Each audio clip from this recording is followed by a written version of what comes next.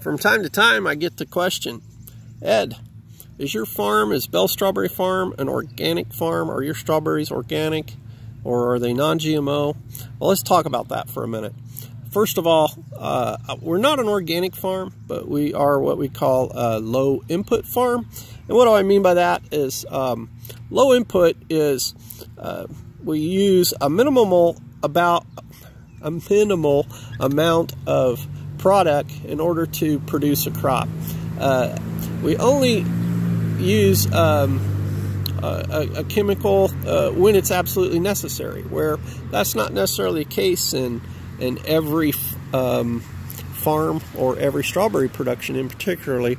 As you can see, our fields have a pretty high weed threshold, but yet they're still economically viable, where I could increase the chemical rate and reduce that weed population to almost zero. But there's a trade-off for that, which means I'd have to use a lot more chemical. And see, we live here. My family lives here. I raised my daughter here on this farm. I'll probably have grandkids someday. My wife and I are living here. We drink the water coming out of the ground. So it's important to us that that our crops are not only healthy, but so is our farm. So we use a minimal amount of product. Like as an example, this year, our strawberries have had 0 insecticide, which is just almost impossible to find a grower that has maybe 0 insecticide in a strawberry production. One, there's a lot of healthy insects out there. There's pollinators and there's lacewings and so on. They're doing a lot of good. If I used insecticide, I'd be killing them too. So these berries are insecticide free. I have used some things for herbicide and such, but and then also the assumption that some folks have that organic means 0 sprays or 0 chemicals, and that's just not the case. The organic industry has conveniently lobbied to have many chemicals listed as quote-unquote certified organic. They use lots of sprays in organic operations. It's just that they have certified them as quote-unquote organic. As an example, in organic strawberries, they'll use a lot of copper sulfate, which, you know, a lot of strawberry growers will use copper sulfate, but that is a chemical that's registered for organic operations. So don't think that just if you buy organic that means that they are chemical free, because that's just not the case.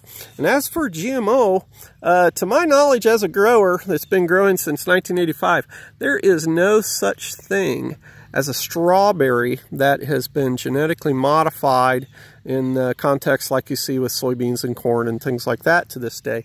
They are working on it.